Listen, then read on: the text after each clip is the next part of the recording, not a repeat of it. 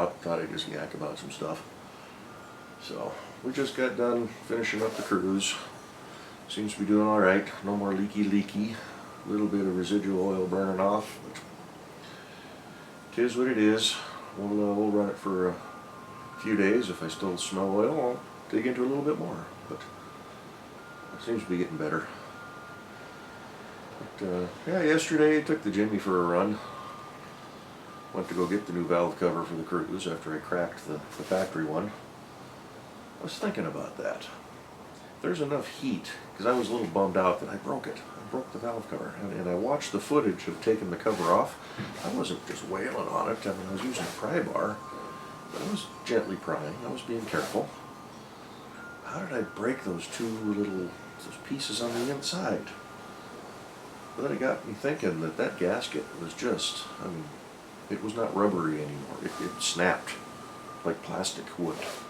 So I'm guessing that whatever heat goes through that part of the motor, it's cooking that valve cover too. So a little disappointed in that part, but you know, I'm a Chevy guy.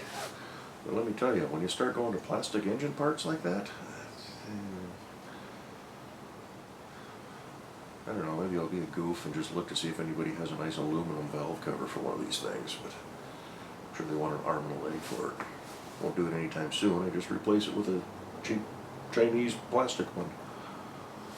But hey, if it works out better than the factory one, so be it. But yeah, drove the Jimmy up to the parts store to go pick up the valve cover. And fired it up, did all right, but it sure was idling way. I mean, it was wanting to stall out right after I fired it.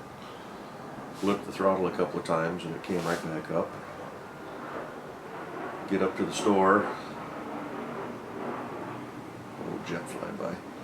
Get up to the store, you know, and park it. And then, of course, I couldn't get the driver's window to go all the way up. It was coming off its track, so I got to get in there and look at that. We've had problems with that in the past. It just gets a little twisted. Old truck needs some work. But driving home, same thing. You know, fired it up, flip the throttle, and bring it up. Get some vacuum built, or I don't know, was it vacuum's highest at idle? So, but on the throttle, not hard. Just on the throttle, and you let off, I can hear a whistle. So there is a vacuum leak. I need to source that. I'm not going to do it today. It's windy and wet. Been messing with the cruise the last couple days, so of course it's only 4 in the afternoon. But next weekend's actually supposed to be sunny, so I think next week we need to get off our lazy butt and get into that truck a little bit more again. But got home, put the part on the cruise, put that silicone in the corners there, make sure that seals up and it's nice and dry. So I thought, I need to go grocery shopping. I haven't been in several weeks. Let's take the Jimmy. Same thing. Get up to the light. Kind of doing its shimmy. Get up to the store, shut it off. Almost couldn't get the window up again. Seeing a pattern here. Get in it to drive home. Sitting at the light. Blah. Cranks right up. Had to wait at the next light. Blah. Come on. So, of course, it won't let me start it in neutral. I need to look into that too. You should be able to pop it in neutral and crank it, but it doesn't seem to want to do that. So I'm going to put it all the way in park, crank it up, and let it catch. But need to fix that truck. That's a good driving truck. It just needs to be a good running truck. Just fix it so I can enjoy it. I can start driving it to work on occasion.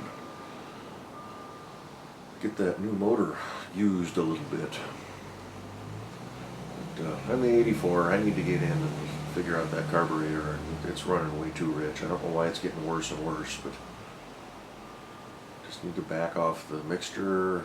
Need to get I got a vacuum gauge over there somewhere that try to figure it out and get it set up a little bit better. But I need to do some more research online.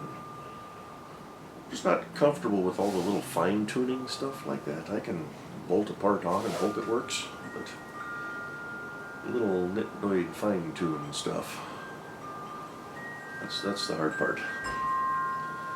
But yeah, other than that, not a whole lot going on.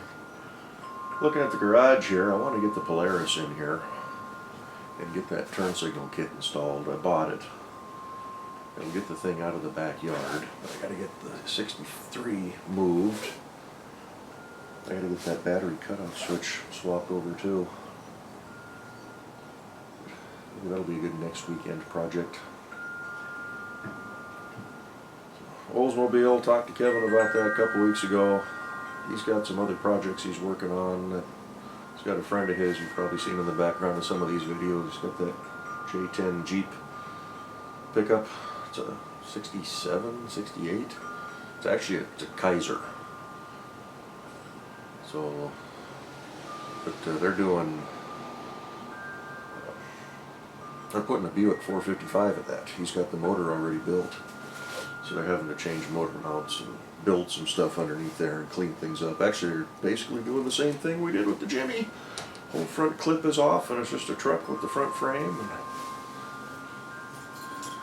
Maybe next weekend, see if he's busy, if they're going to be working on it. We'll go pop out there and get a little footage of that. I don't think he's doing much of anything on YouTube for that one, but yeah, working on that project. He's got a couple of his he wants to square up, so I think the Oldsmobile's pushed off till spring. Because sandblasting, cleaning up raw metal, figuring out where the bad stuff is for the floors and the cowl. And I was kind of thinking about turning this one into like a Gambler 500 style car. I was looking into lift kits and taller springs and bigger tires. But I guess it's just going to be cut up for usable metal and then just scrap it or sell it off. But I want the passenger door off of this one because it's straight. I'll take the bent one off the other car and put it on this one. It's a fixable door. I fix it when you got a good one. And then the rear glass out of this car, because the other car doesn't have it. That's really about it. So it's just a body on the frame. So if anybody's interested in one, let me know. It's a buildable car. It's going to take some work. It's got that stupid 70s or 80s sunroof cut into the roof panel there, so you got a big hole to contend with. But they make roof panels.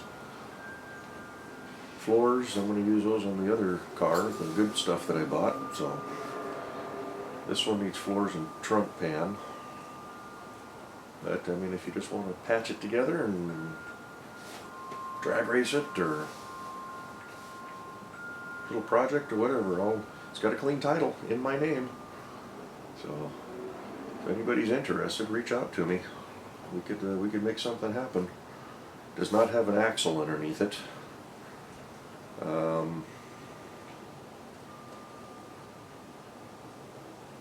I can get you one. I got one, but they're both under the cars in the frame. Car in the frame out at Kevin's place. I think the rear axle that's under that car now can come under this one, but I don't know. We'll have to work something out. Like I said, if anybody's interested in this, give me a holler. Reach out to me through YouTube. We'll figure out. I don't even know how they can do the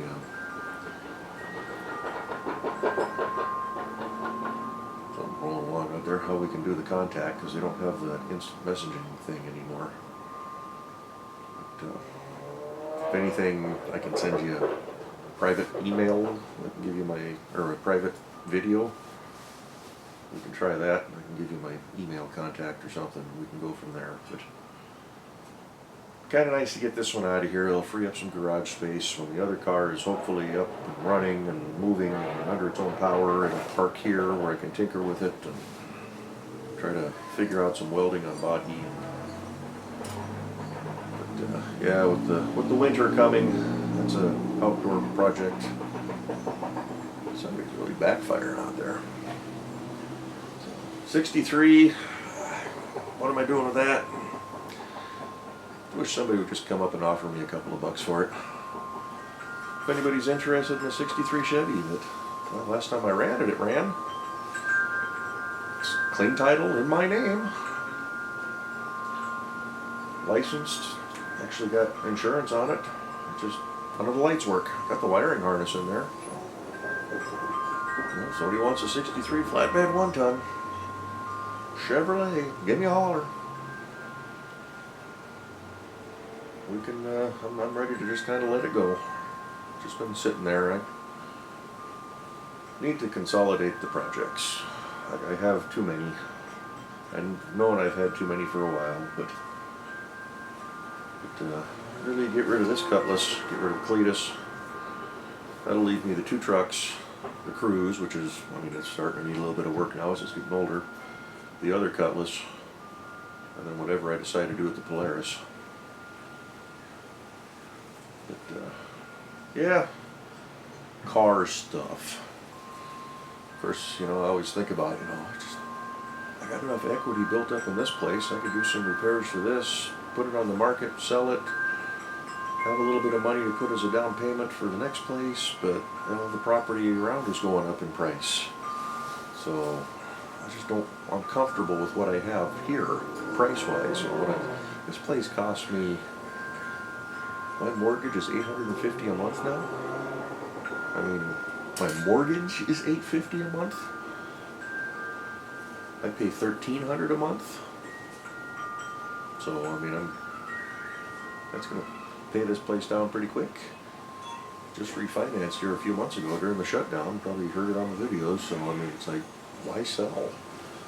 Not going to be able to get anything like that ever again, unless I have a huge down payment. But you know, anything that's even close to what I consider my price range. The house is worse than this one, and you know, no shop, no garage. If I find a place with a garage or a detached shop, you know, they're going to want more money for it. So I'd like a little piece of property with a, you know, 1,200 square foot shop. That'd be a big shop, and this house is 800 square feet. But someplace where I could have a couple of vehicles parked and a workspace off to the side or something. But I don't know. Of course, what I think I can afford and what I could actually afford are 2 different things. And what I think I can afford is way down here. I know what I could actually afford is way up here, but I don't like thinking way up here. I still think way down here. I've got so used to living paycheck to paycheck that even with the good money that I make, I sock a lot of that into savings and retirement, and I don't even look at it. It gets siphoned off the top of the paycheck, and I still have a little chunk of money that I live off of paycheck to paycheck. And I don't use all the credit. There's so many people out there watching a guy on YouTube that, what did he say, he had $750,000 in credit, and he was buying cars and selling them and had a couple of brand new vehicles, and then the bank decided overnight that, yeah, we're going to cut back on all the extended credit that we have, so now your $750,000 is only $200,000, or only $200,000.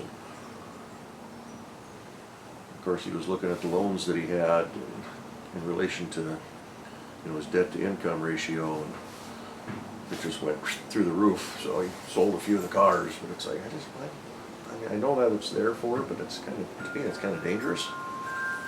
So the only loan I have is the house. The car's been paid off for several years now, but I've had it almost 7 years. I paid it off in 2.5. Put a good down payment on it when I bought it. Didn't buy a high-end car. That thing cost me $20,000. Even though I qualified for $45,000 or something like that. It's like, I don't want to spend that much. Just because you can doesn't mean you should. And I'm not trying to keep up with anybody, so I still have people that rib me for driving a Chevy Cruise. You should be driving a diesel pickup truck. Yeah, I got a really good gas truck out there that I think is way better than any new diesel truck anyway. Got that Jimmy, which has the potential to be way better than any new truck out there in my book. I've got it nosed in tonight because I was going to mess around with it today, but with the wind and the rain, just stepping out the front door and just looking at that front clip. You know, the stacked headlights and the brush guard and the grill. It's like, I like that nose. Love the front end of those trucks. Of course, had a viewer on a, I think it was one of the videos where I took it around the track in the spring. He was kind of ripping on me for ruining a perfectly good 91 Jimmy. You put the wrong clip on that. It just destroyed that truck and blah, blah, blah. How? It's all bolt-on stuff. And it's my truck. I can do whatever the blankety-blank I want with it. I think he was just trying to stir up some stuff. I did reply a couple of times, and it's like, yeah, whatever. Ignore. But anywho, enough of me yakking. Get inside, edit up the finished cruise video, and I'm going to throw this one up for tonight, or maybe I'll just put it up for tomorrow's video. Get you a little spacing there. My viewership's gone through the roof here lately, but it always goes up this time of year through the holidays. YouTube, I don't know if they just up their promotion on the smaller stuff or how it works, but you know, I was struggling to hit 100 views in an hour during the day, and I was maybe getting 20, 25 in the overnight hours. Geez, now I mean 150, 180 views in an hour. So, but here in January it'll go, usually does. But my goal is to at least get a payment every month. Been a couple of months throughout the last few years where I've missed it, but it wasn't by much. Because you need a minimum of $100 in your account at the end of that month for them to pay you out the following month. So and you're not supposed to talk about your YouTube payouts, but I might, if I stay on track, I might see $140 this month, out of this month for next month. I think I did $125 last month. So, you know, I'm kind of thinking of a new camera. I'm not going to go a big camcorder. It's a nice little point and shoot, but it's kind of a vlogger style. It's got good microphone, good zoom, and the little screen on the back flips up and over, so when you're staring at the camera, you can see the screen there. And it's not that, it's not that expensive. Depends on your idea of expensive, but I want to say it's around $250, $275, somewhere in there. It's like, this camera's getting a little bit older, starting to corrupt a few files on occasion. The Sony, you know, the batteries, I bought another new battery for it. It's just eating battery. So I think it's kind of on its last legs. I like that camera because it's got a fantastic zoom. But, you know, I've got an old, I don't remember what brand it is, an old point and shoot that I used it for quite a few years. Never did videos on it, just use it for pictures. But, you know, put a set of AA's in it and they don't even last 5 minutes. It just eats those batteries up. Whereas before, you know, you used to be able to get a day or two of solid picture taking out of it. But as they get older, they get persnickety. And of course, none of the action cameras, the GoPros, work. I've got a 2, a 3, and then I think Dad gave me a 5. And I remember we played with it a little bit when he gave it to me, trying to see if we could get the